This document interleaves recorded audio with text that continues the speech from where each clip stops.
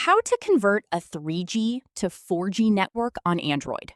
If your Android phone is still using a 3G network, you can switch it to 4G in just a few moments.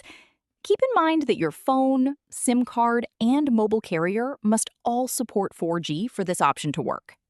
First, open the Settings app on your Android phone and tap SIMs and Mobile Network.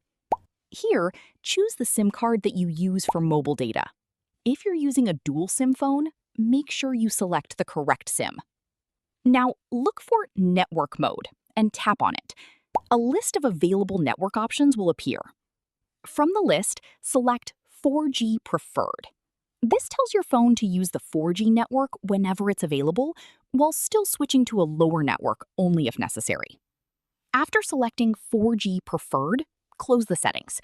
In a few seconds, you should see the 4G or LTE icon appear in the status bar if you're in an area with 4G coverage. And that's it. You've successfully changed your Android phone from 3G to 4G network mode. If you found this helpful, click like, share, and subscribe for more such content.